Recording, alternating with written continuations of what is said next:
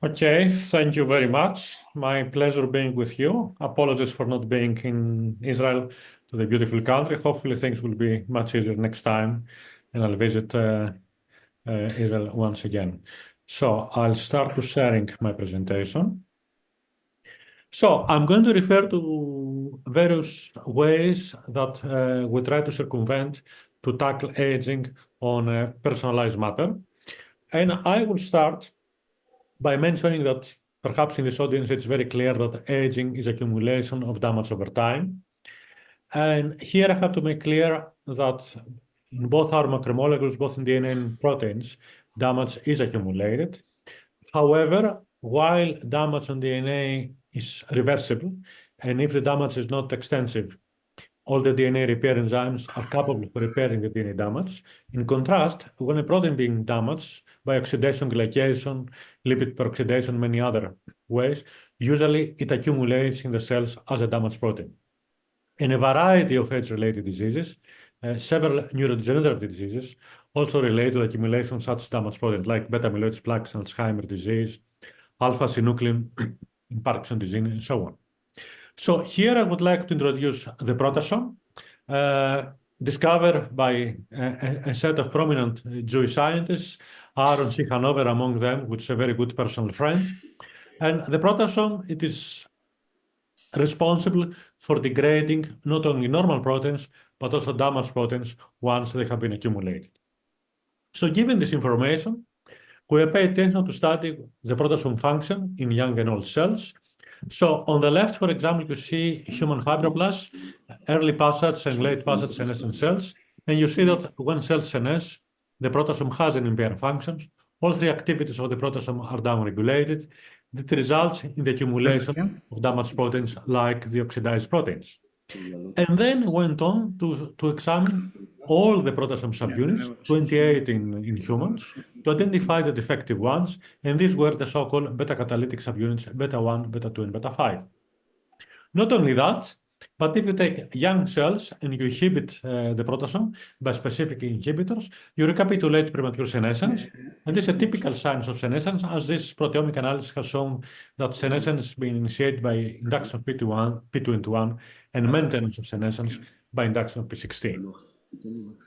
So this preliminary information gave us the clue that as cells senesce, proteasome has an impaired function, and that is resulted mainly by the downregulation of its beta-catalytic subunits. So the next thing we did is to activate the proteasome, first of all genetically, by overexpressing the defective beta-catalytic subunits. And if we do that, and then we ask what is happening to cells, we see an extension of lifespan, and of course, an enhanced rate of proteolysis and cell survival. So it was quite clear by these preliminary genetic experiments that genetic activation of the proteasome increases lifespan.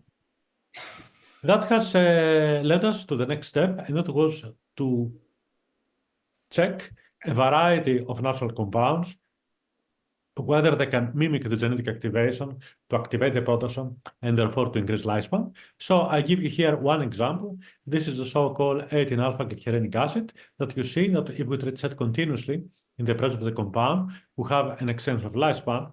And actually this compound also activates the proteasome. You see that these are proteasome levels in young cells, old cells. These are old cells being treated with the compound. That has resulted to a patent, where in this patent we have protected three compounds, quercetin, 18-alpha-GA, and hydrargyrin. And there are a set of products in Europe by the Koresh company, in the USA by Johnson & Johnson. We continue to work on the proteasome on various different aspects. Previous work has been done in human fibroblasts. Here I show that we get exactly the same phenotype if you activate the proteasome in stem cells, in mesenchymal stem cells. You have a dramatic increase of lifespan.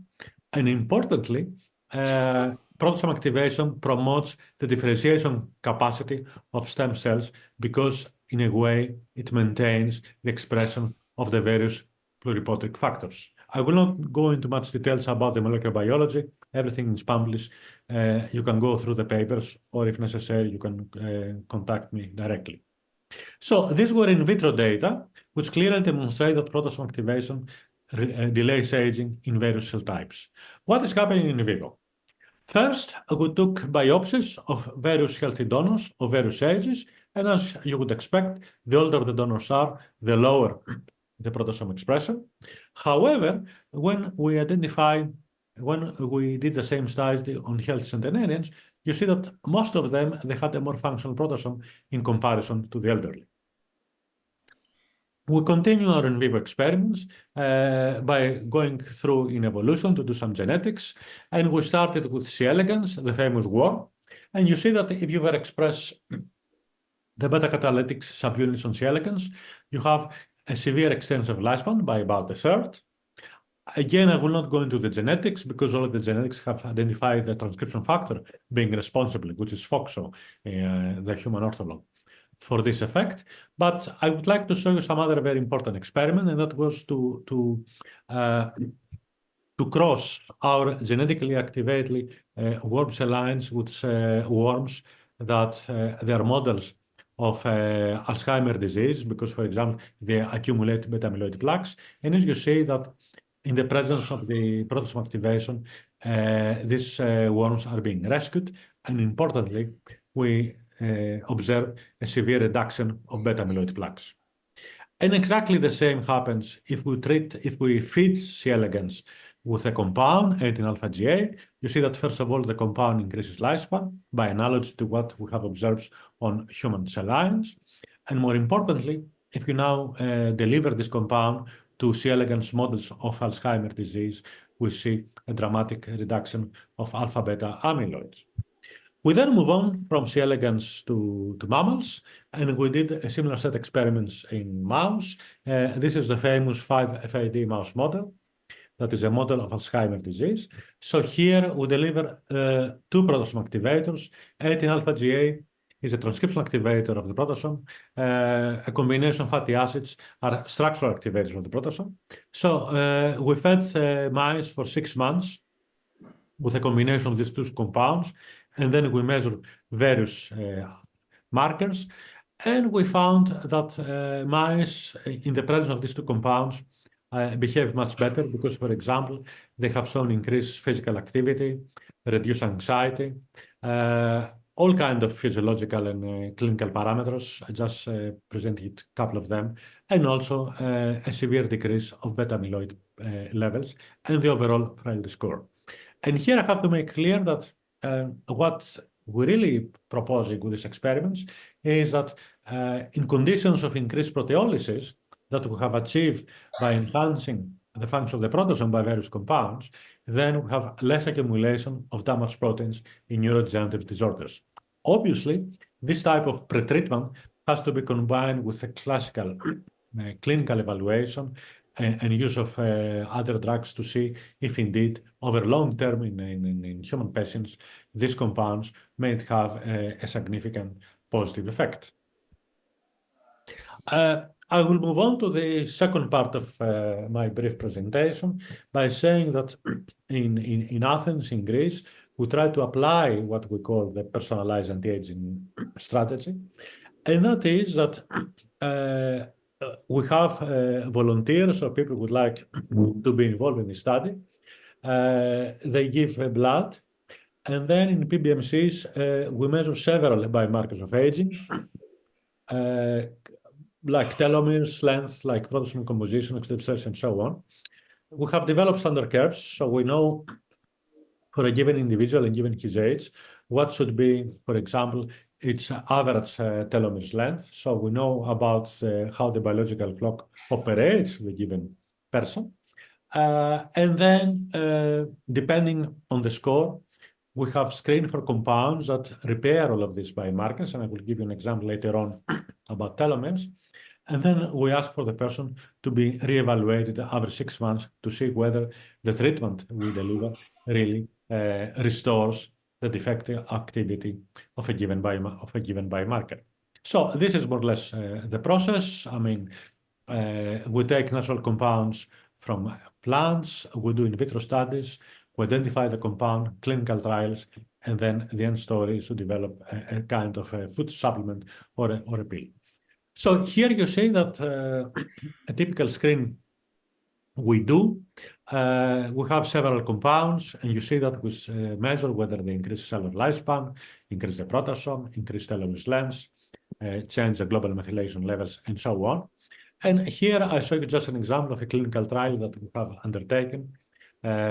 Again, where we have a combination of 4 compounds, and this is again another patent. And under this situation, we see that when this food supplement is being delivered for a period of at least 3 months, we have reduced levels of oxidation in the blood of these people, and that also relates to the function of the proteasome. And this is the very latest that we have achieved. I mean, as I have mentioned to you, one of the biomarkers that we study is telomeres and telomere shortening. And here we have identified a compound by the name of alpha-terpinol that we have shown in the paper that we just published last month, that this compound retains telomere length by affecting the sheltering components, TRF1 and TRF2. And actually, it is very important that this compound does not increase telomerase activity, because, as you know, telomerase is being activated in several cancers. So if you like to restore telomere length, you have to do it in a telomerase-independent manner. And it seems that this compound, alpha-terpinol, does exactly like that. And this is another patent that we have submitted, and we hopefully try to produce something on the market on this compound. So I will stop here on my brief presentation. I'd like to thank my colleagues at the National Hellenic Research Foundation and also at the Hellenic Pasteur Institute, where I serve as its director for the last 3 years. And also to say that I have the privilege being the editor-in-chief of Mechanisms of Aging Development. And of course, you are very welcome to submit your work and to examine. So thank you very much. Thank you, Ilya, for the invitation once again. And I assume that there is some time for questions if there are any. Yeah, sure. Thank you very much. Please, questions from the audience. Are there any questions? If there is no questions, let's thank again Stathis Konas.